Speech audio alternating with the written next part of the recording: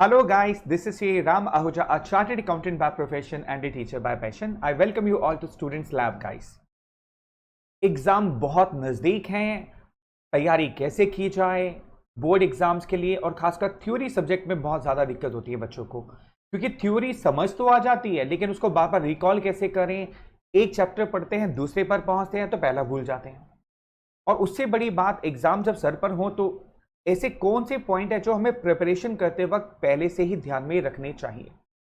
Guys, I am scholarship holder in business study. I was India topper in this subject.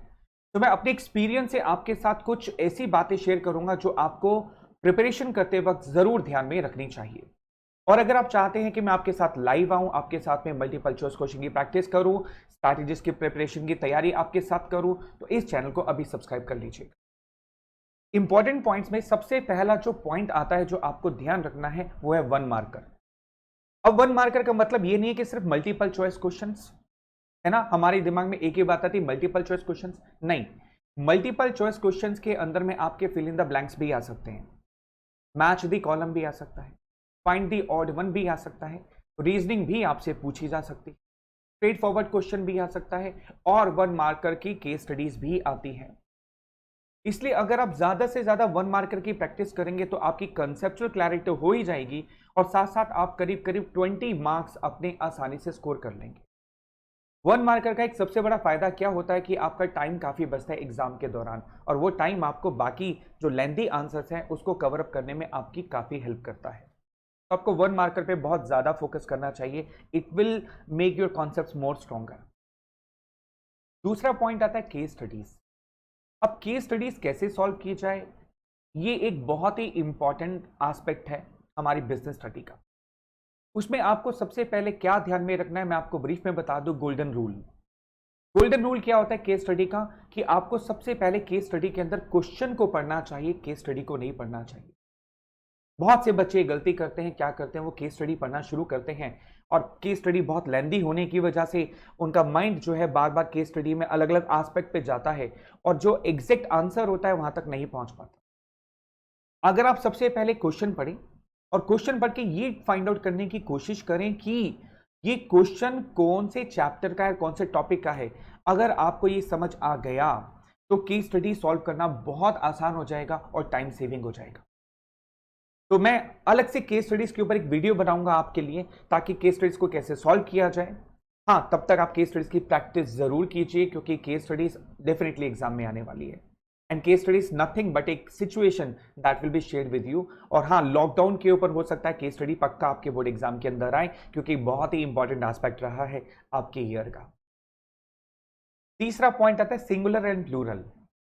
ये तो हमने बचपन में पढ़ा था, आप 12th में क्यों पढ़ रहे हैं हम लोग? बेटे, क्वेश्चन को बड़ा केयरफुली पढ़ना है कि वहां पर प्रिंसिपल लिखा है कि प्रिंसिपल्स लिखा है, कॉन्सेप्ट लिखा है कि कॉन्सेप्ट्स लिखा है, फीचर लिखा है कि फीचर्स लिखा है। जी हां, इस बात को अगर आप ध्यान रखेंगे तो आप काफी टाइम सेव कर पाएंगे और अपने क्वेश्चन का आंसर एक्यूरेटली दे पाएंगे। अगर प्रिंसिपल पूछा है तो एक बताना है, प्रिंसिपल्स पूछ रहा है तो एक से ज्यादा होंगे, और कितने होंगे ये डिपेंड करेगा मार्क्स अलॉटेड के ऊपर। Is that clear? तो इस बात को हमेशा ध्यान में रखिएगा। नेक्स्ट आता है अंडरलाइन द कीवर्ड्स।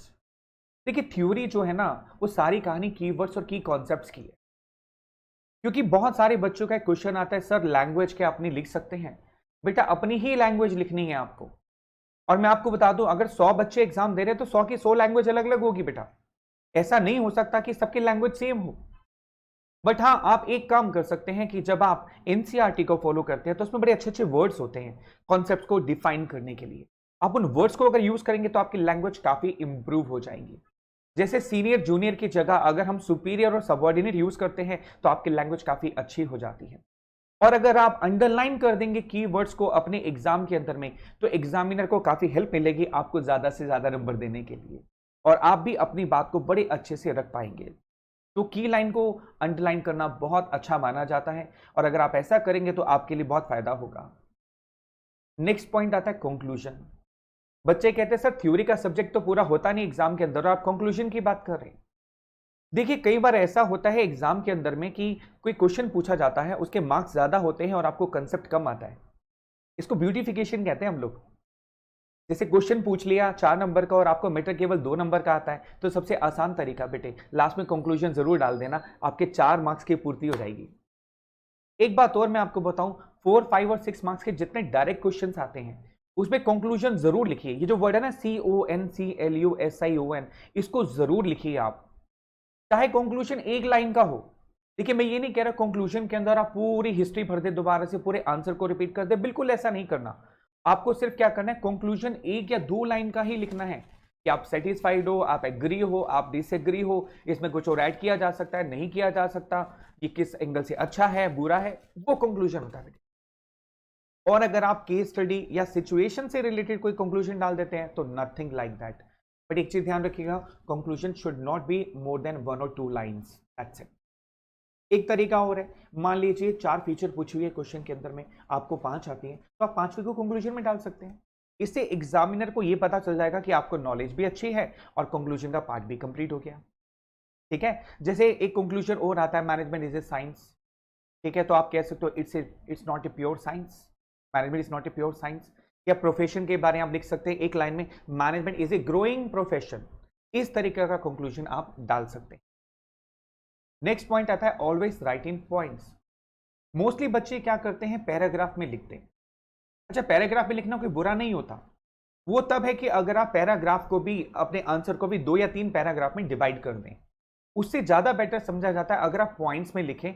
और पॉइंट्स में भी एक काम कीजिए, जब पहला पॉइंट कंप्लीट होता है तो उसके बाद 1 या 2 लाइन ब्लैंक छोड़ दीजिए। साइकोलॉजिकल इंपैक्ट पड़ता है एग्जामिनर पे, आपका क्वेश्चन लेंदी लगता है, मतलब आंसर जो है ना काफी ज्यादा कवरेज लगती है कि आपने आधे पेज का आंसर लिखा, 1 पेज का आंसर लिखा। तो जब आप पॉइंट्स में लिखते हैं तो कहीं ना कहीं साइकोलॉजिकल इंपैक्ट होता है, आपका आंसर बड़ा हो जाता है। तो आपको कोशिश करनी चाहिए कि अगर आप पॉइंट्स में लिख सकते हैं तो बहुत अच्छी बात है। नेक्स्ट आता है प्रेजेंटेशन स्किल्स। देखिए हम कहीं भी पार्टी में जाते हैं, फंक्शन में जाते हैं, तैयार होकर के जाते हैं, नॉर्मल वे में जैसे हम घर पे रहते हैं वैसा नहीं करते हैं। ऐसे ही बोर्ड एग्जामिनेशन का जब आप पेपर देने जाएंगे तो वहां पर भी कुछ प्रेजेंटेशन स्किल्स आपको जरूर याद होने चाहिए, आपके प्रैक्टिस में होने चाहिए। इनफैक्ट मैं कोशिश करूंगा एक प्रेजेंटेशन स्किल पर एक अलग से वीडियो भी बनाऊंगा ताकि आपको समझ आ जाए प्रेजेंटेशन स्किल्स क्या होते हैं। फिलहाल आप क्या कर सकते हैं, आप उसमें चार्ट ड्रॉ कर सकते हैं। जी हाँ, कुछ चार्ट ड्रॉ कर सकते हैं, कुछ पिक्चर्स बना सकते हैं। अब आप बोलेंगे सर थ्योरी में आंसर तो लिखा नहीं जाता और आप चाह रहे हैं कि हम चार्ट ड्रॉ करने बैठ जाएं, वहां पर ड्राइंग बनाने बैठ जाएं, तो कंप्लीट कैसे होगा। देखिए ड्राइंग का मतलब ये नहीं कि आपको परफेक्शन ड्राइंग बनानी है। मैं खुद आपको बताऊं, ड्राइंग में सबसे ज्यादा बेकार मेरी ड्राइंग है। लेकिन सिर्फ वहां पर अगर आप ड्रॉ कर देते हैं, कुछ क्लाउड बना देते हैं, आप रेक्टेंगल बना देते हैं, स्क्वायर बना देते हैं और उसमें अगर आप पॉइंट्स डालते हैं, कुछ पिक्चर्स ड्रॉ कर देते हैं, तो आपके आंसर्स में ब्यूटिफिकेशन आ जाएगा और आपका पेपर काफी सुंदर लगेगा। और ये भी एक साइकोलॉजिकल इंपैक्ट डालता है वहां पर, खासकर जहां पर आपको मैटर कम आता है और मार्क्स ज्यादा है, तो वहां पर आप इन प्रेजेंटेशन स्किल्स को आप यूज कर सकते हैं।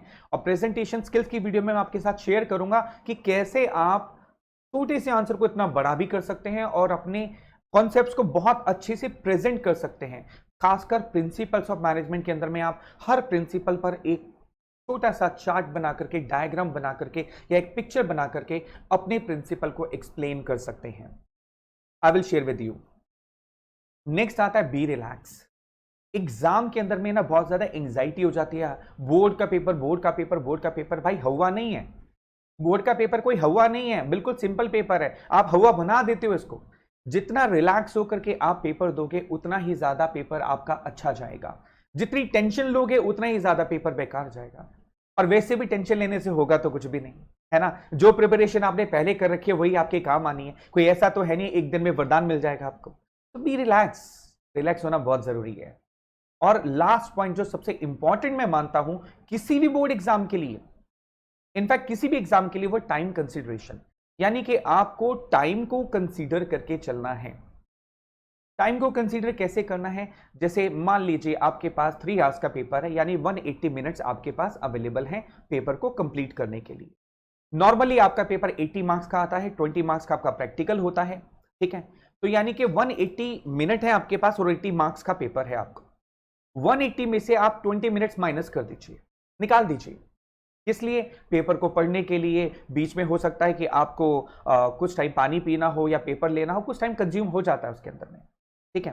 और नेचर कॉल भी आ सकती है। इसके अलावा पेपर में आपको जो रिवाइज करना पड़ सकता है, पेपर चेक करना पड़ सकता है अपना, लास्ट के अंदर में कुछ ना कुछ गैप होना चाहिए, आपके पास बैकअप होना चाहिए टाइम का।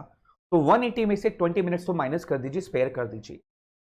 अब आपके पास बच गए 160 मिनट्स और 80 मार्क्स का पेपर। वेरी सिंपल कैलकुलेशन, यानी एक नंबर के लिए आपके पास कितने मिनट अवेलेबल है? 2। तो आप कुछ समय बाद सीधा चेक कर सकते हैं कि अगर आधा घंटा बीत चुका है एग्जाम के अंदर तो क्या आपने 15 नंबर का पेपर कंप्लीट कर लिया? Very simple. अगर 1 घंटा यानी 60 मिनट्स आपके बीत चुके हैं एग्जाम में तो क्या आपने 30 मार्क्स का कंप्लीट कर लिया?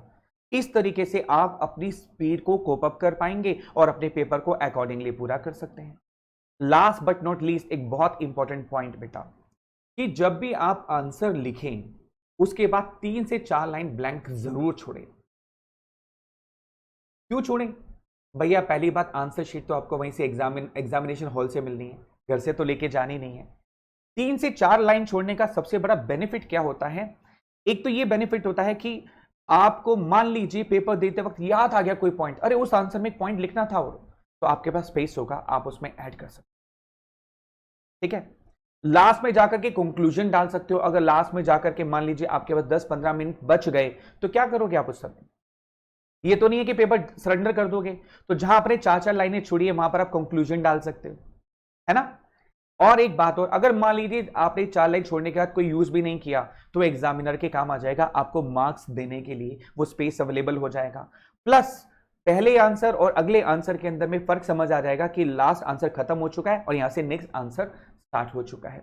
ये भी एक बहुत अच्छा पॉइंट है जो आपको ध्यान में रखना चाहिए। I will try my level best कि मैं आप लोगों के लिए और ऐसी वीडियो ला सकूं। और अगर आप कोई भी ऐसा टॉपिक है जिस पर आप चाहते हैं कि आपके साथ डिस्कशन हो, आपको कॉन्सेप्ट क्लैरिटी हो, आप उसके बारे में जानना चाहते हो, तो नीचे दिए कमेंट बॉक्स में डाल दीजिएगा। मैं पूरी कोशिश करूंगा वो वीडियो जल्द से जल्द आप तक पहुंचा सकूं। Thank you so much guys, all the best for your exams everyone. Take care guys, bye bye.